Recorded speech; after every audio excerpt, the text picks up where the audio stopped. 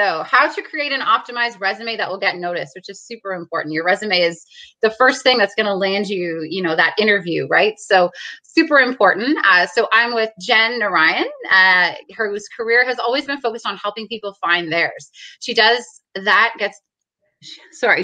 by guiding her clients through a proven process that gets them clear on their career goals. This process includes crafting a strong career story, building a resume and LinkedIn profile that turns heads, in-depth interview preparation, and so much more. So you own your own business, right? I do, exactly. Yeah. You want to talk a little bit about that as well? Sure. It's a career consulting business. So basically I, virtually handhold my clients through the entire job search process, everything from getting clear on their career to right to salary negotiation. So amazing. Every step of the job search process, I'm working through them to help accelerate it. Amazing. And I'm sure you're going to give people your contact information so they can contact you, right? Yeah, exactly. All right, perfect. Yeah. So if anyone has any questions throughout Jen's presentation, you'll see just on the session chat. So we have a couple of people here saying hello. So if you want to pop your question in the session chat, Jen will answer them either as she goes or at the end. And I'll be back towards the end just to say thanks and do some wrap up. So thanks again for being here, Jen. Thanks, Rachel. Thanks. Hi, guys. Okay, so let's just jump right into things. As Rachel mentioned, my career is about helping others find theirs. And so why they chose me to present today was just because I've been in the career coaching and recruiting industry for over 15 years now. I did work in corporate, so I was that picky recruiter. I was that picky hiring manager.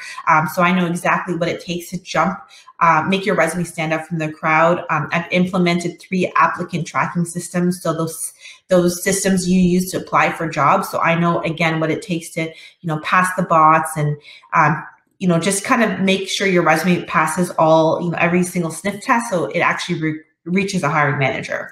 Okay, so this is a little bit about my career journey. For the past 4 years, I've been working as a career coach, career consultant for my own company, Career Real Talk. And, I basically, as Rachel discussed, or I shared with her, I handhold people through the entire job search process. The resume is a very big piece, so definitely something I cover tremendously, and it does help my clients move forward, but when we optimize their resume. So enough about me. Let's talk about the reason why you're here. The question of the hour is, or of the next 20 minutes is, how do I write an optimized resume that will get me through to the next round? So what I'm going to do is share kind of like the quick tips, the quick 20-minute version of my usual deck here. So the first thing is you really want to understand applicant tracking systems. So those are the systems you're using to apply for jobs.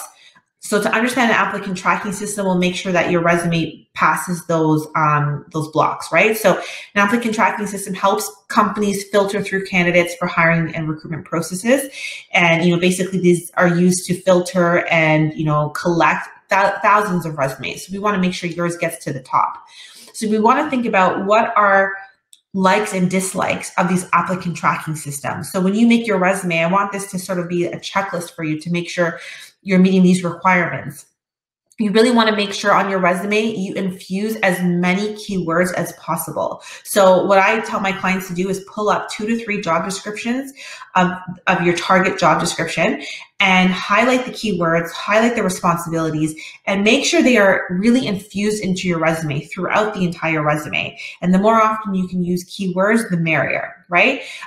So it really likes overall very simple formats. So, for my creative clients, we tend to make a very creative resume, aesthetically pleasing, but also one that's bot friendly. So when I say simple formats, you can look at to the dislikes and see what I'm talking about here. So those bots, they don't like logos, they don't like charts, pictures, or graphs. Anything header or any information that you put in the header and footer, if it's really important, like your name and contact details, you actually want to have that embedded into the resume itself. And I'll show you some examples of the type of template that I use later. You want to make sure you avoid any fancy bullet points and funky characters. So as far as header and footer concerned, maybe just including page numbers, for example, but all that other important information, I would want to see that right in your resume, okay? So that's just making sure that your resume passes the bots. It's really simple, but if you do focus more on having a very funky resume, sometimes that just gets dismissed completely by the bots. So you want to make sure you avoid that. So that's about the bots. Then the next step here is deciding if your resume is going to be a functional resume or a chronological resume. Okay, so decide if you want a chronological or functional resume. Functional comes in handy when you are making a significant career change, and I'll show you what that looks like in a moment. So if you have a jumpy resume, or if you have a bunch of short stints, if you recently became an entrepreneur, freelancer, and you're going back to the corporate world, or if you have long gaps in your work history. So these are scenarios where you would consider using a functional resume. And this is what a functional resume looks like. And so basically, you know, hopefully that's big enough for you guys. But the key thing here you want to see, I think it says click. Okay. The key thing you want to see here is that in the top section where it says relevant experience, there's key skills highlighted. So skill number 1, skill number 2, skill number 3. So that way, if you're making a career change and you want to reflect how your skill is really transferable to the new role, you would highlight it under relevant experience. The reason being is because maybe if you're making a career change, maybe your past job titles, your past experiences don't look as relevant as they are. So you have to kind of reframe them.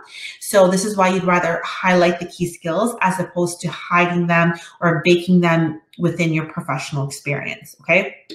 So that's the key difference. It'll make more sense probably when we look at the most common type of resumes, which is a chronological resume. But yeah, so this is a functional resume. I think you guys have any questions, we can probably go through it at the end. So please make note of them. So here's an example of a chronological resume. So for example, you're going to have your professional experience and all your key experience within each job title. So this is the most important or most commonly used type of resume. So most of you guys probably are using something like this. And like I said, you would use the other ones in circumstances where you're making like a big change or you've been unemployed for a while or something like that. So this is the type that we will go through in further detail today. And so I'll go through the different components of your resume so that way you know what you should include and what you don't really have to bother including. So first part of the resume is your name and contact details. The reason why I make a whole section on just your name and contact details is because oftentimes I have my clients who go by different names. And so their LinkedIn name is one thing and their email address is another. And then their email name, when they pop up in someone's inbox, is something different. So you really would just want to kind of figure out what name do I want to go by and, you know, professionally, and then just keep it consistent on all platforms. Okay. So for me, my full name is Jennifer Narayan. I do not want to be called Jennifer. So I put Jen on every single document that I have, unless it's a legal document. So when you get hired, maybe you put your legal name at that point. So making sure you have your name. If you have any relevant designations, adding that right after. So your name, comma, designation, relevant designations rather, and then your phone number. So if your phone number has an area code that is not an area code that aligns to the city that you're applying to, you definitely want to make sure that you indicate the city you live in.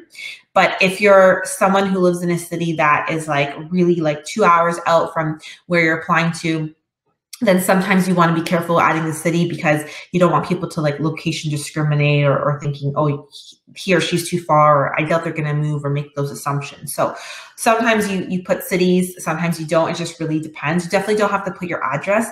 Less is more. So the more we can reduce the words that are unnecessary, do that. So don't put your full address, just put like the city that you live in, especially if the city doesn't, especially if your area code is like an area code from a different city that you used to live in, okay?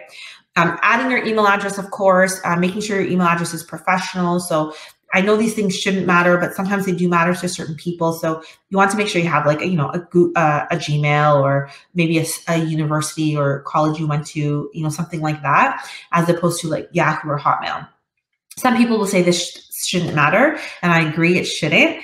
But like I said, I would prefer my clients have professional email addresses in case there is a recruiter that is judging someone on this silly thing, right? Add your LinkedIn URL. So you want to make sure your LinkedIn URL is nice and jazzed up, and you want to add your LinkedIn URL as well in your contact details. I put citizenship there. I have clients who recently moved to Canada. They're able to work in Canada, but all their experience looks like they may not be able to work in Canada, perhaps because they've only worked overseas or something like that. So sometimes my clients will actually write Canadian citizen, or whatever their working status is. So that way, again, a recruiter doesn't make that assumption. Okay. So that's the first section, your name and contact details. Under your name, you'll see that I wrote the word career tagline. So your career tagline is basically a tagline that really is helpful. It helps people understand what exactly this person is targeting, especially if your job titles are always very different, or maybe you're just finding a way to encompass all your different skills. I'll give you an example. For me, is that my background before was HR, talent acquisition, different things in the HR. So I actually, in the HR department, so I actually changed my tagline to career coach and recruiter. Because if you look at some of my previous taglines, you wouldn't know that now I'm a career coach, because it's not indicative of that. So I created a tagline that really represents who I am today and the types of roles that I would be targeting at this moment. So that's career tagline. And, when you're creating your tagline, you want to think of things like, what is a generic title I can use? So for example, I have clients and their job title is project manager, but they may be project manager of operations or project manager of continuous improvement or something very specific. So you don't want to have a vague title. You want your career tagline to really encompass what it is you do and what you're targeting. So not too vague and not super descriptive that it would weed you out of other opportunities. So example here would be senior consultant, operations, as opposed to just writing senior consultant. The second example here, it was for a client who just covered different things, and we couldn't come up with a title that wouldn't dismiss another area. So we came up with just using 3 keywords, or, communication, social media, event planning. So that way, when someone looked at our resume and they saw these different job titles, well, it would make sense that, yeah, she did these 3 different things, but that's what she's targeting. She's targeting a role that's communication, social media, event planning. So it's another opportunity for you to reiterate what it is you're targeting and encompassing and tying in your previous experience, okay? Of course, this is optional. It's not mandatory, but I find it really does help my clients get more interviews. So parts of a resume, the next part would be the professional summary, which is right underneath the contact details. So, this is where I see a lot of people put graphs and charts, and that's where you want to be careful, because like I said, the bots don't like that. So you really want to use bullet points. They're ideal, they're easier to read, and you want to make sure you use those keywords that you've identified in the ideal job descriptions. So things you can highlight in your professional summary are, your value proposition, who you are, and how it is relevant to the job.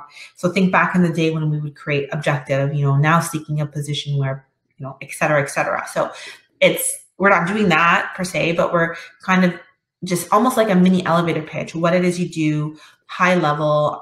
Maybe you can include some relevant successes, some key skills, especially if you have technical skills. This is a good place to highlight the technical skills, right? So I have a section here called technical skills. And then it's just like written out, and then there's like a line in between dividing out each technical skill, right? So really good opportunity to do that there.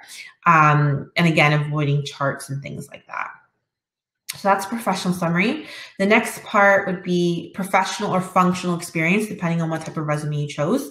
So you really want to make sure that you begin each line with an action verb. You want to infuse keywords as much as possible in the professional experience. Again, review 2 to 3 ideal job descriptions, highlight the keywords and responsibilities, and try to bake them as much as possible into your experience. You can double check to see how optimized your resume is on sites like jobscan.co, where you have the opportunity to upload your resume and upload a target job, the job that you're applying to, let's say, and it'll show you how aligned your resume is. And I think you get 1 to 3 for free. If you've been working for, let's say, 20, 25 years, or plus or beyond, I would say include the first 10 to 15 years, because the other stuff is probably super outdated and it's not really relevant to the level of jobs that you're applying to anymore. And you really want to try to have a 1 to 2 page resume as much as possible.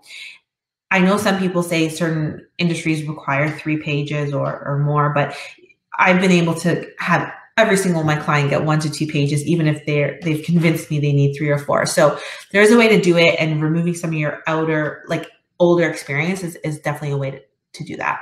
So remove what's irrelevant, combining similar roles or merging experience. So for example, if you worked at a company and you were a manager and then you were senior manager, but of the same department, I wouldn't expect you to write that twice. So everything you did as a manager, everything you did as a senior manager. I would merge the 2 roles. So writing senior manager dates, and then manager the dates, and then underneath just the relevant experience you've done, and maybe dropping some of the older manager stuff and focusing on the senior manager role. That is one way to make your resume more concise. Keep it to 1 to 2 pages. Indicate why dates are short term. So next to the dates, if you've been restructured, if it was a contract, if it was an internship, and you want to showcase that you're not a jumpy person moving from role to role. It was actually because it was a contract, or there was like just some legitimate reason why it was so short. Indicate that next to the dates. Use past tense for past roles and present tense for present roles. So anyways, what I had mentioned earlier was starting each line with a verb. So when you're creating your responsibility line, it's really important to make that impactful. You don't want to make it sound like a boring job description.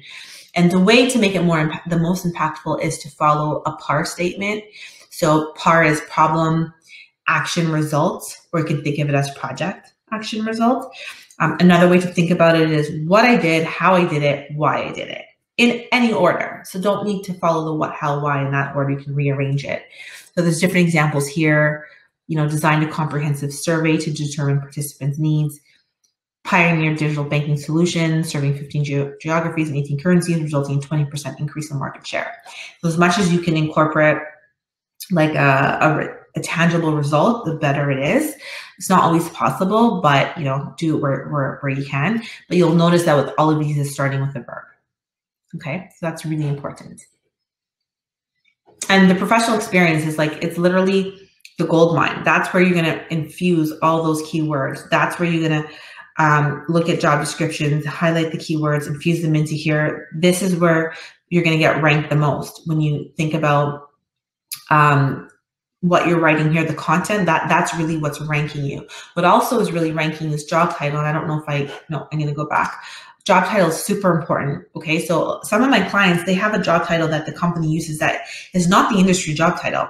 So for example, I used to be called a staffing coordinator, which was not the industry common term. The industry common term was talent coordinator or recruitment coordinator. So I changed my job title on my resume. And sometimes clients feel uncomfortable at first because they think, okay, that's lying. It's not lying, it's actually translating, it's reframing. So that way the reader of your resume understands, oh, this is actually the same title. This is actually the same job that we're hiring for. They just call it something like, they don't even have to know that you called it something different because they're not going to see that. And then, if you're getting, when it's time to do reference check and they want to audit and they want to ask someone, okay, what was your job title? You can let them know, okay, it was actually called staffing coordinator, but I changed it so that way you would understand it was the same type of role. So changing job titles really, it's to align with your target role and assuming that you're not inflating it and it's really accurate in what you've done is another huge way to rank your resume and optimize it higher in the system. So the next part of the resume, making your way down, is education certifications. So you really want to, sometimes you want to consider arranging this in chronological order where you have the oldest on top if your degree or diploma is the most important. So say you've done a bunch of certificates, they're not as relevant, but you've done them in 2020, 2021, but your university degree is the most relevant. Maybe you want to put that on top and make your way down.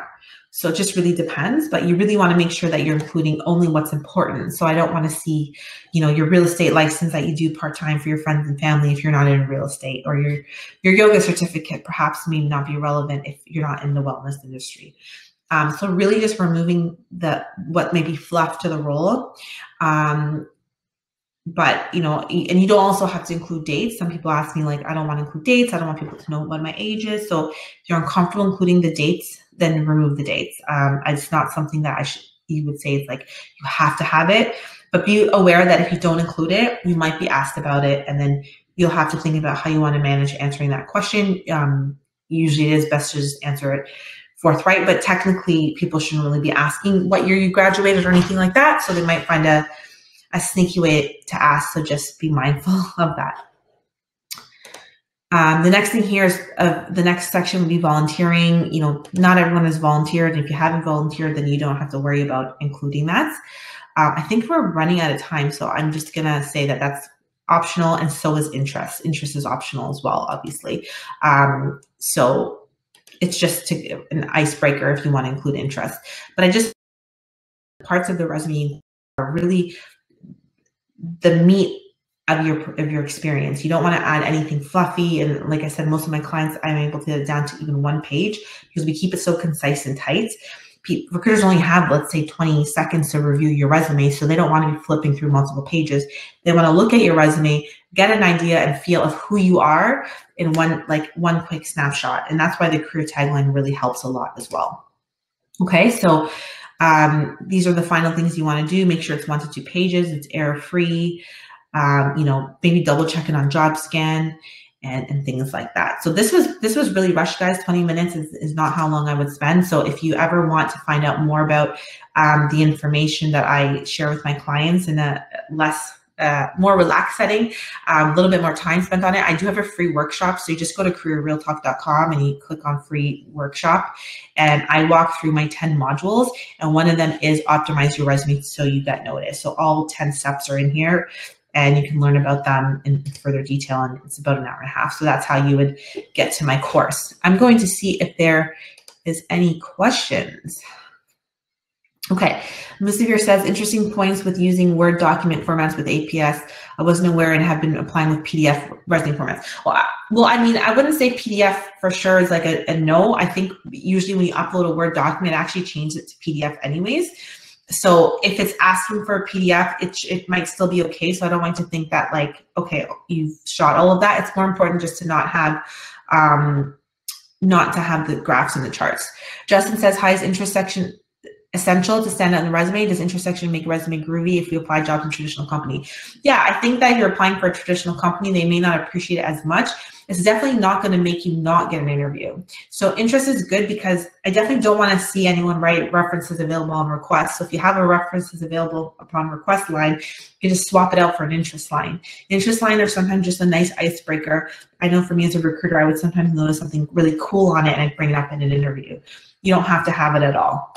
And it won't break you if you include it and someone doesn't like it, they'll just dismiss it and not pay attention to it. Jobscan.com.co, yes, that's a good tool to use. Hi, if I don't have previous experience in the area that I want to apply, is it possible to mention the projects that I developed in the school? Could you provide some tips on how to do it, please? So Andrew is asking about something that relates more to a functional resume. So if you don't have the applicable experience, you want to have a section before professional experience that says relevant skill set, transferable experience, and then listing out what you've done that's really relevant and make it super obvious how that is relevant to your target job. And you know it's relevant because you're going to look at job descriptions of your target job and highlight the keywords and then infuse that into the transferable experience. So that's what I would do there. Andrew, is I'd use a functional resume. Does anyone else have any questions? You're welcome. Yeah, so please connect with me on LinkedIn. It's just Jen Narayan, CHRL, and then we can go from there. Hi, Rachel. Hi, thank you so much for that. That was amazing. I think everybody enjoyed it. We've got a lot of thank yous here and great information. So good, I'm glad to hear that. But maybe you want to just maybe type your information into the chat box, and then people can like directly click on it because we can't click on the PowerPoint slides. So just makes it a little easier, especially. Yeah, that makes sense. I'm just gonna click on view profile and go back here. Amazing. I wanted to say thank you. I know how much work goes into preparing slides and presentations. So thank you very much for joining us today, and thanks for all your information. So if they want to, you have your LinkedIn profile there. Amazing. And someone's asking, is a cover letter a must? Can we squeeze in one more question? Yeah, if they'll let you know if it's a must. If it's a requirement, then absolutely fill it out. Most of my clients, I don't know, maybe 80% they're not of the time they're not adding a cover letter, but if it says it's a requirement, they'll do it. And sometimes if it says it's optional, they'll feel a little bit concerned and they'll add it. I personally didn't add it for me back in the day unless it was required. Perfect. Yeah, I know some companies, you know, it's hard to say, some do specify and some don't.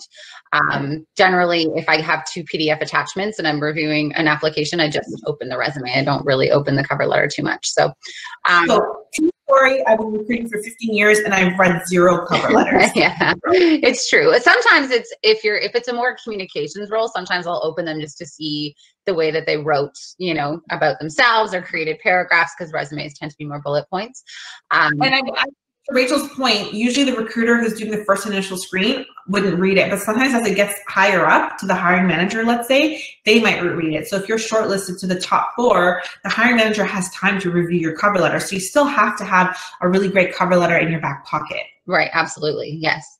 Yes, absolutely. And, you know, I don't think it ever hurts to include it. I mean, some recruiters, I would say it's like 50-50. Some open them, some don't. But if you're the one that doesn't have it and it's a recruiter that requires it, like, it's probably better to include them, right?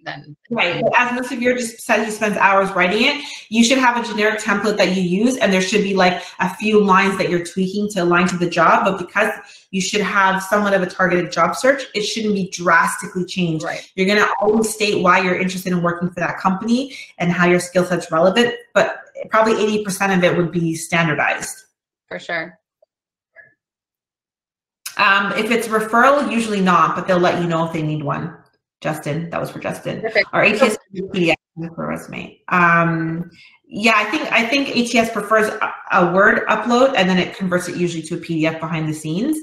But if you're using Canva, my recommendation was the Canva ones are going to be really probably most often denied by the bots because there's too much graphs and charts and funkiness going on. Right. Sorry, you were going to say I was something? going to say, I guess they can reach out to you if they have any additional questions, just because we're running out of time. So I cover most of what you guys are asking. Yeah, amazing. So yeah, reach out to if you have any other questions, and then maybe if you want to put your website in the chat too.